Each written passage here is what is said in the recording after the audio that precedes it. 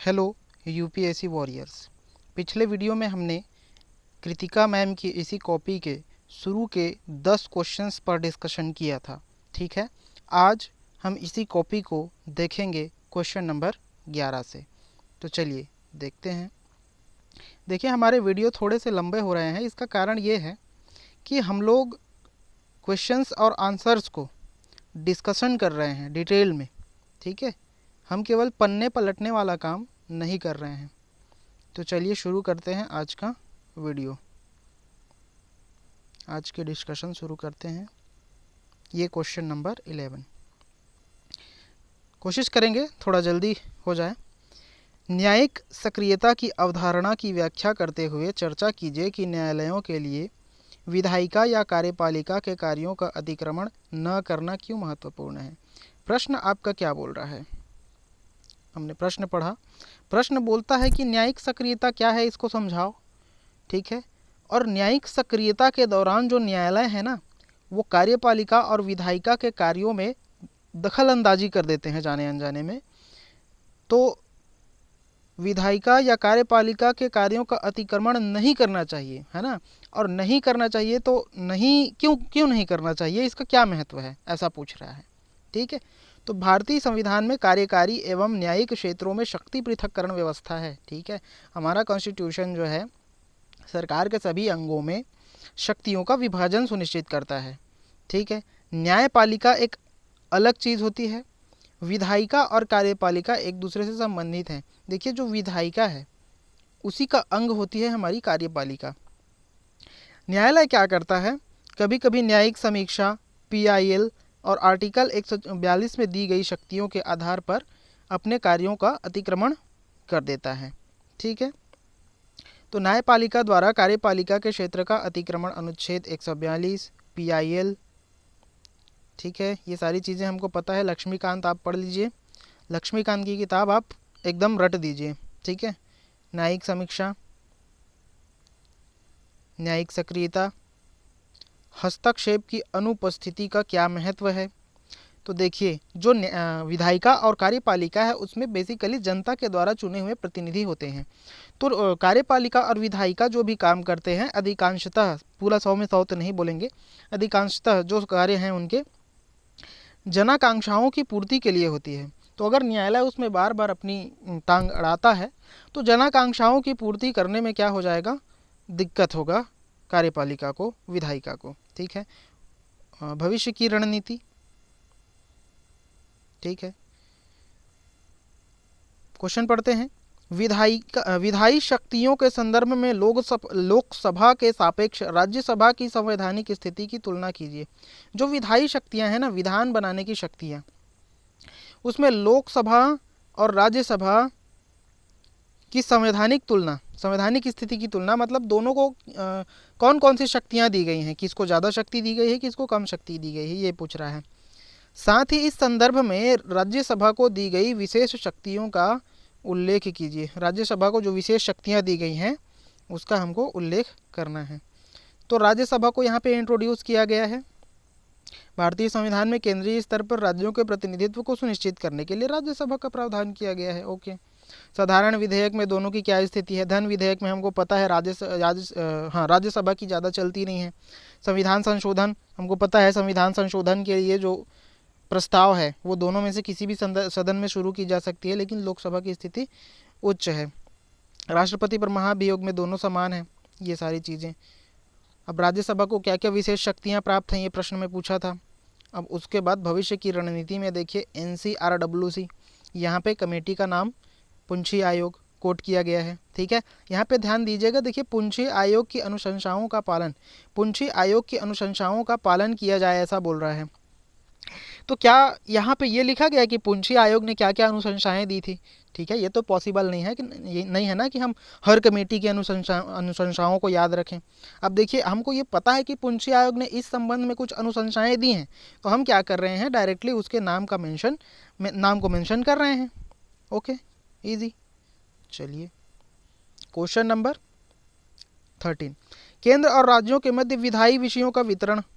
विधायी विषयों का वितरण आप अगर संविधान की 7वीं अनुसूची को देखेंगे तो उसमें 3 सूचियां मिलती हैं या 3 अनुसूचियां मिलती हैं, 1, 2 और 3, ठीक है, जिसमें केंद्र सूची, राज्य सूची और समवर्ती सूची के विषय शामिल हैं।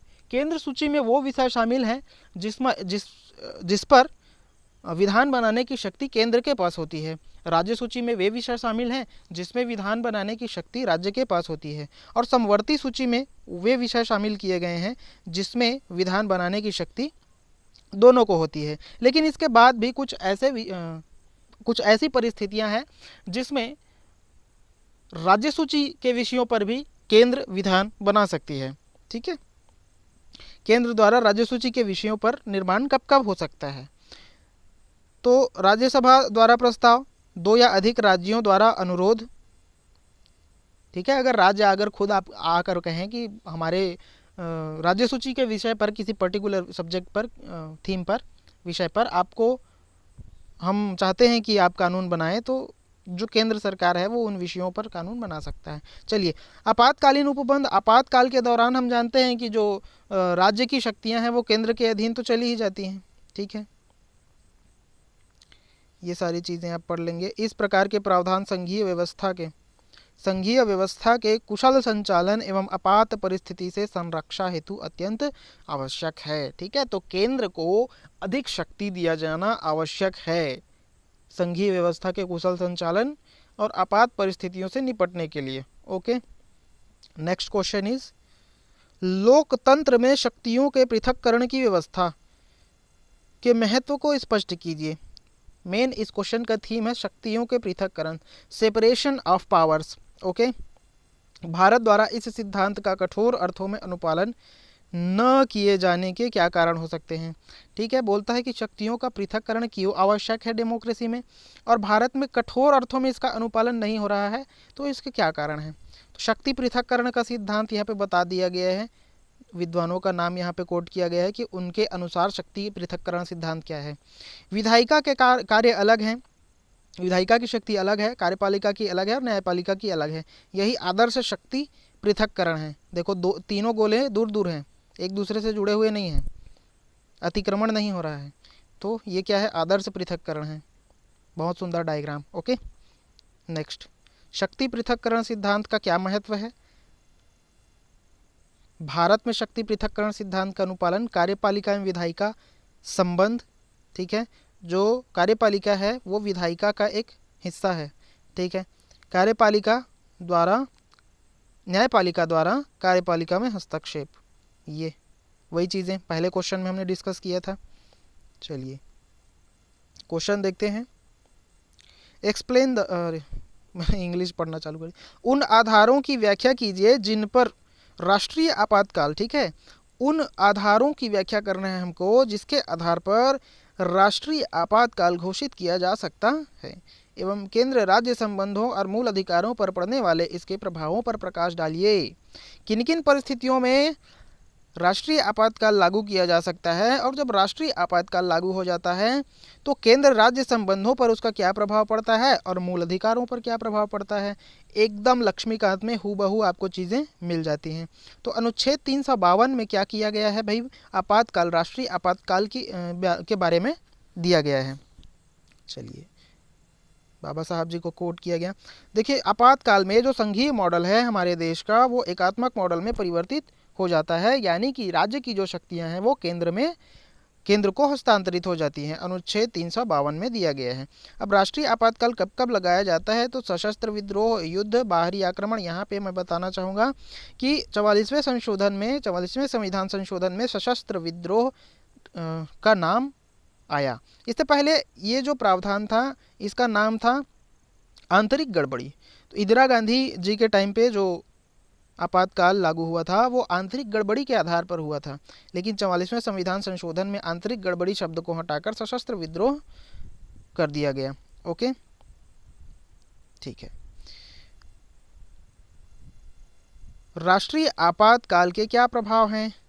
तो केंद्र राज्य संबंधों पर, कार्यकारी शक्ति पर, वित्तीय शक्ति पर, मूल अधिकारों पर। प्रीलिम्स के लिए भी इम्पोर्टेंट है ये चीज़ें। ओके, शाह आयोग को कोट किया गया है। चलिए, विश्लेषण कीजिए कि एक स्वतंत्र संवैधानिक निकाय के रूप में कार्य करते हुए CAG, controller and auditor general of India, okay, विधायिका के प्रति कार्यपालिका, जो विधायिका होती है यानी कि संसद, और जो कार्यपालिका होती है यानी कि मंत्री परिषद, तो कार्यपालिका की वित्तीय जवाबदेही को किस प्रकार सुनिश्चित करता है? कौन? CAG, okay. आर्टिकल बता दिया कि कौन से आर्टिकल में सीएजी का उपबंध है।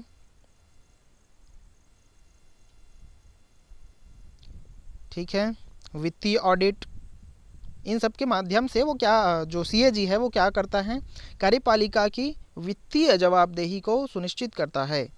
चलिए, वित्तीय ऑडिट के माध्यम से परामर्श है, कर प्रमाणन, ये सारी चीज़ें, ये विद्वानों के नाम, ओके।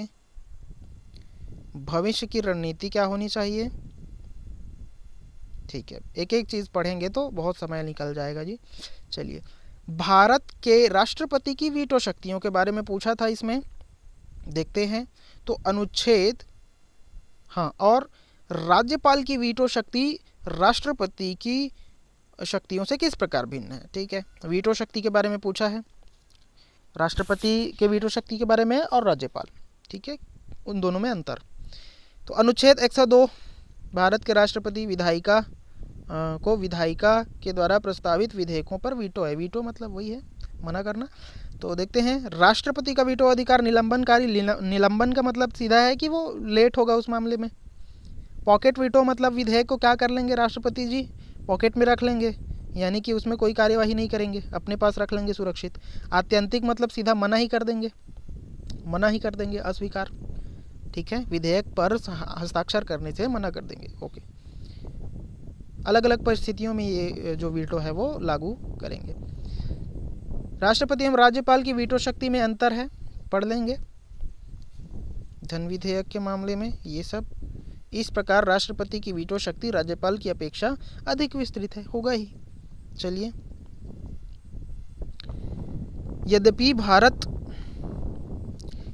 भारत में, ये क्वेश्चन पढ़ेंगे, यद्यपि भारत में सरकार की संसदीय प्रणाली मुख्य रूप से ब्रिटिश संसदीय मॉडल पर आधारित है। बोलता है हमारी जो संसदीय प्रणाली है वो ब्रिटिश संसदीय मॉडल पर आधारित है, बोलता है। लेकिन फिर भी, तथापि यह कभी भी ब्रिटिश मॉडल की प्रतिकृति नहीं बनी। सविस्तार वर्णन कीजिए। ठीक है, तो हमारा जो संसदीय व्यवस्था है वो ब्रिटिश मॉडल पर आधारित है, लेकिन हमने हूबहू नकल नहीं किया है। इसको प्रमाणित करो बोलता है, इसको वर्णन करो बोलता है। चलिए देखते हैं ब्रिटिश मॉडल का प्रभाव कहाँ कहाँ पर है। तो संसदीय प्रणाली पर प्रधानमंत्री का पद, नाम मात्र का मुखिया, ब्रिटिश क्राउन की तरह, ये सारी चीज़ें, ओके। ब्रिटिश संसदीय प्रणाली से भेद कहाँ कहाँ पर है? तो पहले तो भैया उनके पास कोई लिखित संविधान नहीं है, हमारे पास लिखित संविधान है। ठीक है, और ये बाकी सारी चीज़ें पढ़ लेंगे। इस प्रकार ब्रिटिश प्रणाली के समानांतर भारतीय प्रणाली अनेक परिस्थितियों के साथ स्वविवेक के अनुरूप प्रगतिशील है। ठीक है, वहाँ पे तो किंग कैन, देखिए वहाँ पे क्या रूल चलता है? King can do no wrong, मतलब जो बोल दिया वही सही है। लेकिन हमारे पास क्या है? संविधान है, हमें संविधान के अनुसार चलना है, ओके। 19 संविधान के लागू होने के पश्चात से अनेक न्यायिक निर्णयों और संविधान संशोधन ने मूल अधिकारों और राज्य की नीति के निदेशक तत्वों के मध्य के संतुलन को परिवर्तित कर दिया है। विश्लेषण कीजिए। बोलता है कि संविधान लागू होने के पश्चात कई न्यायिक निर्णय आए और कई संविधान संशोधन हुए जिन्होंने मूल अधिकारों और राज्य की नीति के निदेशक तत्वों के मध्य संतुलन को परिवर्तित कर दिया। ठीक है, तो हमने अक्सर देखा कि दोनों, यानी कि नीति निदेशक तत्वों डीपीएसपीज और फंडामेंटल राइट्स के बीच में हमेशा गतिरोध या टकराव की स्थिति हमको देखने को मिली है। ठीक, जब नीति निदेशक तत्वों का अनुपालन करने का प्रयास किया जाता है तो मूल अधिकारों से समझौते की प्रकृति, यानी कि मूल अधिकारों से समझौता करने की स्थिति नौबत आ जाती है। जैसे कि पहला संविधान संशोधन हम सभी जानते हैं, संपत्ति के अधिकार को खत्म किया गया, क्योंकि लोक कल्याणकारी कार्यों को करने में दिक्कत आ रही थी गवर्नमेंट को, ठीक है, लंबी कहानी है उसकी, देखेंगे फिर कभी। सर्वोच्च न्यायालय द्वारा प्रमुख निर्णय, ये सारी चीज़ें, उपाय सुझाव, ठीक है। पीडीएफ टेलीग्राम लिंक पर आपको टेलीग्राम ग्रुप पर आपको मिल जाएगा, ठीक है, जाकर ज़रूर से पढ़ें और टेलीग्राम ग्रुप को ज्वाइन करें। और चैनल से कुछ भी थोड़ी सी भी अगर हेल्प मिल रही होगी तो ज़रूर से सब्सक्राइब करें। आप लोग वीडियो देख लेते हैं, सब्सक्राइब नहीं करते हैं जी। ओके, चलिए देखते हैं। भारत के निर्वाचन आयोग ईसीआई की शक्तियों और कार्यों पर प्रकाश डालिए। इलेक्शन कमीशन ऑफ इंडिया, ठीक है, पावर्स है ना, शक्तियों और कार्यों के बारे में हमको बताना है। चलिए, और साथ ही ईसीआई की स्वतंत्रता और निष्पक्षता से संबंधित मुद्दों की चर्चा कीजिए बोलता है। चलिए देखते हैं। तो अनुच्छेद 324 में इसका वर्णन है, मतलब ये एक संवैधानिक निकाय है ना, जिस भी बॉडी का हमारे संविधान में डायरेक्ट वर्णन किया गया है, उसके बारे में दिया गया है, उपबंध है, तो हम क्या बोलते हैं कि वो एक संवैधानिक निकाय है। ओके, शक्तियाँ और कार्य, तो प्रशासनिक कार्य, सलाहकारी कार्य, अर्धन्यायिक कार्य, ईसीआई की स्वतंत्रता एवं निष्पक्षता संबंधी मुद्दे। अब इसके बाद तो पन्ना बचा ही नहीं रहा होगा आगे लिखने के लिए, ठीक है। चलिए, तो अगर आप लोग यहाँ तक आए हैं वीडियो में तो बहुत बहुत धन्यवाद वीडियो देखने के लिए। इसी प्रकार की हेल्पफुल वीडियोस पाने के लिए चैनल को सब्सक्राइब करें और टेलीग्राम ग्रुप को ज्वाइन करें। तब तक के लिए धन्यवाद, मिलते हैं नेक्स्ट वीडियो में।